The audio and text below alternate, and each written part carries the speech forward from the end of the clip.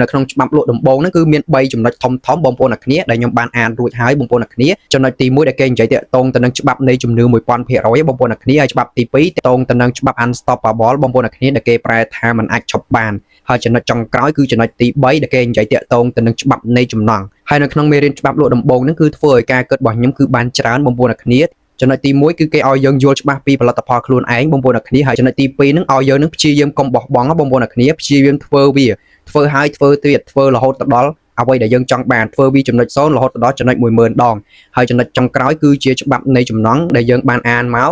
ច្បាប់នៃចំណងគឺយើងកុំយកចំណងមកដាក់ខ្លួនយើងធំជាងភ្ញៀវបងប្អូនអ្នកគ្នាកាលណាយើងយកចំណងរបស់យើងធំជាងភ្ញៀវគឺធ្វើឲ្យភ្ញៀវបាត់បង់តែម្ដងបងប្អូនអ្នកគ្នាគឺគាត់រត់គេចពីយើងតែម្ដងពួកភ្ញៀវគេអត់គិតទេពួកអីភ្ញៀវមុននឹងគិតទិញផលិតផលរបស់យើងគឺគាត់មើលម្ចាស់ហាងដែរបងប្អូនអ្នកគ្នាតើម្ចាស់ហាងគេគិតអីទៅលើគាត់អញ្ចឹងណាកាលណាយើងគិតលុយជាធំហើយចំណងរបស់យើងកាន់តែខ្ពស់ទៀតគឺបាត់បង់ភ្ញៀវតែម្ដងបងប្អូនអ្នកគ្នាភ្ញៀវមកទិញតែមួយថ្ងៃគឺភ្ញៀវរត់ទៅកិច្ចអស់លីងចេញពីយើងគឺទៅទិញនៅផលិតផលគេផ្សេងអញ្ចឹងបងប្អូនអ្នកគ្នាកន្លែងមួយហ្នឹងគឺធ្វើឲ្យការលក់របស់យើងគឺបរាជ័យច្រើនបងប្អូនអ្នកគ្នាច្បាប់លក់ដំបូងនៅក្នុងហ្នឹង3ចំណុចដែលយើងបានអានបញ្ចប់ហើយនៅចុងពាក្យចុងក្រោយហ្នឹងគឺគេដាក់ពាក្យថាអ្នកជោគជ័យមិនដែលបោះបង់អ្នកបោះបង់មិនដែលជោគជ័យបងបាទជម្រាបសួរបងប្អូនអ្នកគ្នាសូមស្វាគមន៍មកកាន់វីដេអូថ្មីបងប្អូនអ្នកគ្នាថ្ងៃនេះគឺយើងមកអានសៀវភៅបញ្ចប់តាក់ទងទៅនឹងចំណុចទី3និយាយតាក់ទងទៅនឹងច្បាប់នៃចំណងបងប្អូនអ្នកគ្នាដែលយើងតពីវីដេអូវគ្គមុនហើយថ្ងៃនេះគឺយើងមកអានបញ្ចប់តែម្ដងបងប្អូនអ្នកគ្នាតាក់ទងទៅនឹងចំណុចទី3ដែលគេនិយាយតាក់ទងទៅនឹងច្បាប់នៃចំណងបងប្អូនអ្នកគ្នាហើយខ្ញុំក៏អត់ដឹងដែរបងប្អូនអ្នកគ្នាថានៅក្នុងហ្នឹងគេដាក់អីខ្លះអញ្ចឹងបងប្អូនអ្នកគ្ន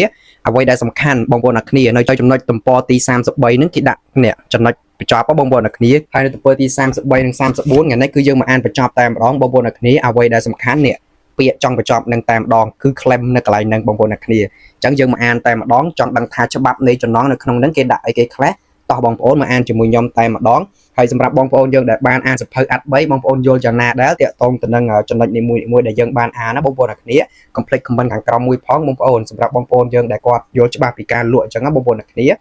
ឥឡូវគឺយើងមកអានចំណុចបញ្ចប់តែម្ដងគឺចំណុចទី3គឺច្បាប់នៃចំណងអញ្ចឹងយើងកុំឲ្យខាត់ពេលយូរយើងមកអានតែម្ដងបងប្អូនអ្នកគ្នាអ្នកលក់ថ្មីថ្មងក្នុងស្រុកខ្មែរហក់មិនរួចពីច្បាប់លេខ3នេះទេគឺច្បាប់នៃចំណងនៅលើโลกនេះមនុស្ស 100% គឺចង់បានប្រយោជន៍សំណួរសួរថាបើមនុស្ស 100% ចង់បានផលប្រយោជន៍តើអ្នកណាជាអ្នកផ្ដល់ប្រយោជន៍ឲ្យមនុស្សទាំងអស់នោះ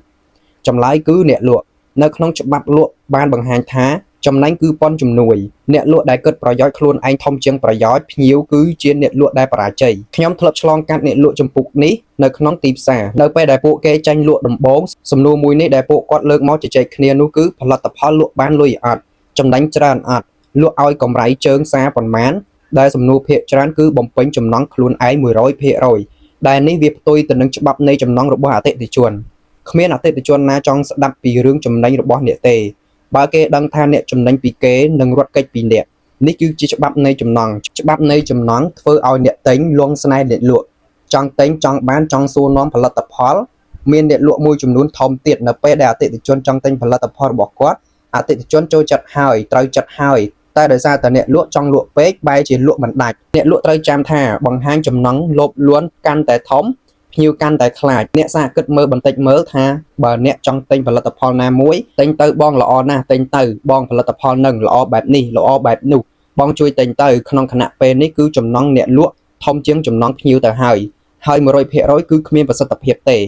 បងប្អូនអ្នកគ្នាឥឡូវគឺយើងបានអានបញ្ចប់ហើយអ្វីដែលយើងមិនអាចអត់អានបានគឺអ្នកចំណុចនេះបងប្អូនអ្នកគ្នាបងប្អូនដឹងគេដាក់ពាក្យថាម៉េចអត់នៅកន្លែងនេះគេដាក់ពាក្យថាអ្នកជោគជ័យមិនដែលបោះបង់អ្នកបោះបង់មិនដែលជោគជ័យបងប្អូនអ្នកគ្នាពាក្យនឹងគឺជួយដាស់ស្មារតីខ្ញុំមែនតែនបងប្អូនអ្នកគ្នាគឺភ្ញាក់ព្រឺតតែម្ដងគឺងុយដេកគឺលេងងុយដេកតែម្ដងបងប្អូនអ្នកគ្នាបងប្អូនអ្នកគ្នាឥឡូវគឺខ្ញុំបានអានបញ្ចប់តាក់ទងទៅនឹងច្បាប់ទី3ដែលគេនិយាយតាក់ទងទៅនឹងច្បាប់នៃចំណងបងប្អូនអ្នកគ្នាហើយពេលដែលបានចប់នៅចុងសន្លឹកសភៅហ្នឹងពីរចំណុចដែលអានហើយគឺខ្ញុំភ្ញាក់ព្រឺតតែម្ដងបងប្អូនអ្នកគ្នាគឺស្វាងចែតែម្ដងបងប្អូនអ្នកគ្នាបងប្អូនដឹងអត់ថាពាក្យពីរបន្ទាត់ហ្នឹងគេនិយាយថាម៉េចឥឡូវខ្ញុំប្រាប់បងប្អូនតែម្ដងបងប្អូនអ្នកគ្នាពេលដែលបងប្អូនអានសភៅតាក់ទងទៅនឹងច្បាប់ទី3ច្បាប់នៃចំណង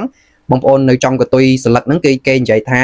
អ្នកជោគជ័យមិនដែលបោះបង់អ្នកបោះបង់មិនដែលជោគជ័យនៅពេលដែលខ្ញុំអានបញ្ចប់តាក់ទងទៅនឹងច្បាប់ទី3ដែលគេនិយាយតាក់ទងទៅនឹងច្បាប់នៃចំណងបងប្អូនអ្នកគ្នាហើយនៅចុងសន្លឹកហ្នឹងគឺមានពាក្យពីរបន្ទាត់ដែលខ្ញុំអានហើយគឺស្វាងចែតែម្ដងគឺធ្វើឲ្យការគិតរបស់ខ្ញុំគឺបានច្រើនហើយបងប្អូនចង់ដឹងអត់ថាពាក្យពីរបន្ទាត់ហ្នឹងគេនិយាយថាម៉េចគឺទី1គេនិយាយតាក់ទងទៅនឹងអ្នកជោគជ័យមិនដែលបោះបង់អ្នកបោះបង់មិនដែលជោគជ័យបងប្អូនអ្នកគ្នាពេលដែលបងប្អូនស្ដាប់ហើយបងប្អូនមានអារម្មណ៍យ៉ាងម៉េចដែរបងប្អូនអ្នកគ្នាសម្រាប់ខ្ញុំគឺធ្វើឲ្យការគិតរបស់ខ្ញុំគឺបានច្រើន នៅកន្លែងមួយនេះបើសិនជាបងប្អូនយើងអត់យល់បងប្អូនអ្នកគ្នាអាចមកអានសភៅនៅទំព័រទី33នឹងបានបងប្អូននេះទំព័រទី33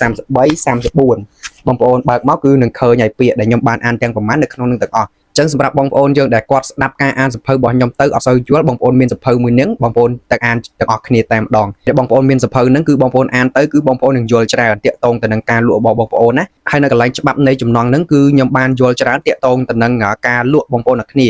សម្រាប់ច្បាប់នៃចំណងហ្នឹងគឺបើសិនជាយើងមានផលិតផលយើងកុំណែនាំភ្ញៀវថា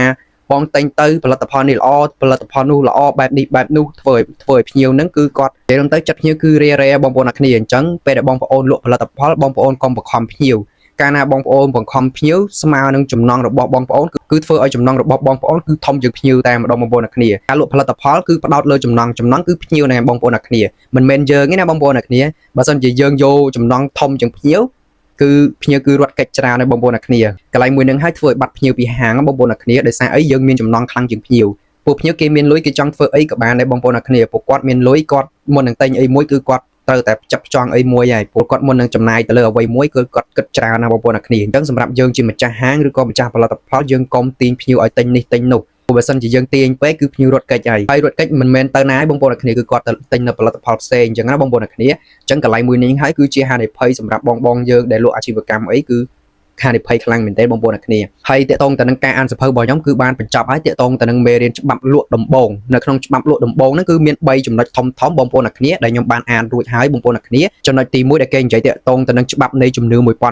បងប្អូនអ្នកគ្នាហើយច្បាប់ទី2តកតងទៅនឹងច្បាប់ unstoppable បងប្អូនអ្នកគ្នាដែលគេប្រែថាมันអាចឈប់បានហើយចំណុចចុងក្រោយគឺចំណុចទី3ដែលគេនិយាយតកតងទៅនឹងច្បាប់នៃចំណងហើយនៅក្នុងមេរៀនច្បាប់លក់ដំបូងហ្នឹងគឺធ្វើឲ្យការគិតរបស់ខ្ញុំគឺបានច្រើនបងប្អូនអ្នកគ្នាចំណុចទី1គឺគេឲ្យយើងយល់ច្បាស់ពីផលិតផលខ្លួនឯងបងប្អូនអ្នកគ្នាហើយចំណុចទី2ហ្នឹងឲ្យយើងនឹងព្យាយាមកុំបោះបង់បងប្អូនអ្នកគ្នាព្យាយាមធ្វើវាធ្វើហើយធ្វើទៀតធ្វើរហូតដល់អ្វីដែលយើងចង់បានធ្វើវាចំណុច0រហូតដល់ចំណុច10000ដងហើយចំណុចចុងក្រោយគឺជាច្បាប់នៃចំណងដែលយើងបានអានមក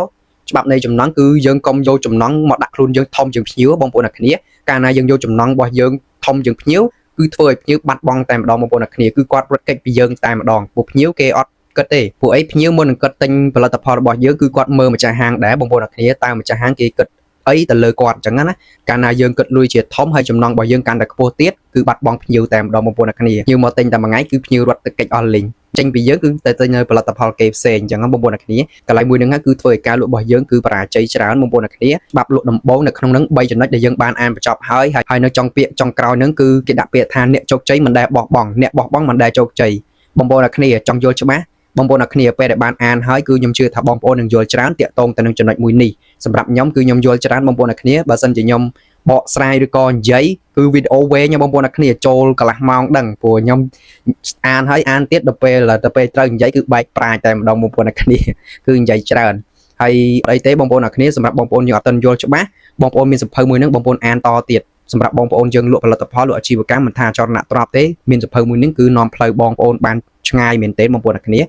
អូខេបងប្អូនអ្នកគ្នាការអានសភៅថ្ងៃនេះគឺខ្ញុំបានបញ្ចប់ទាក់ទងនឹងមេរៀនច្បាប់លក់ដំបូងបងប្អូនអ្នកគ្នាគឺខ្ញុំបានអានហើយក៏បានស្វែងយល់ពីវាច្បាស់ដែរបងប្អូនអ្នកគ្នាអញ្ចឹងវាធ្វើឲ្យការគិតរបស់យើងក៏បានច្រើនការធ្វើការអីក៏បានសម្រេចច្រើនដូចគ្នាអញ្ចឹងបងប្អូនអ្នកគ្នាអូខេបងប្អូនអ្នកគ្នាវីដេអូក៏មានតែប៉ុណ្្នឹងហើយបងប្អូនអ្នកគ្នាគឺយើងបានអានបញ្ចប់ទាក់ទងទៅនឹងមេរៀនច្បាប់លក់ដំបូងបងប្អូនអ្នកគ្នាហើយនៅវីដេអូបន្តទៀតគឺយើងមកអាននៅទំព័រទី35ដែលចំណងជើងគេដាក់ថាចេញលក់3ផ្លូវចង់ដឹងថាចេញលក់3ផ្លូវនឹងមានអីខ្លះយើងជួបគ្នានៅវីដេអូបន្តទៀតបងប្អូនអ្នកគ្នានៅកន្លែងហ្នឹងគឺមានពាក្យជាច្រើនដែលយើងត្រូវរៀនសូត្រពីវានៅក្នុងហ្នឹងបងប្អូនអ្នកគ្នាហើយនៅវីដេអូបន្តទៀតគឺយើងមកអាននៅមេរៀនថ្មីនៅទំព័រទី35ដែលគេដាក់ពាក្យថាចេញលក់3ផ្លូវចង់ដឹងថាចេញលក់3ផ្លូវមានអីខ្លះជួបគ្នានៅវីដេអូក្រោយទៀតអញ្ចឹងបងប្អូនអ្នកគ្នាហើយវីដេអូរបស់ខ្ញុំក៏មានតែប៉ុណ្្នឹងបងប្អូនអ្នកគ្នាជួបគ្នានៅវីដេអូក្រោយទៀតបាទជម្រាបលាបងប្អូនអ្នកគ្នាបាយបាយ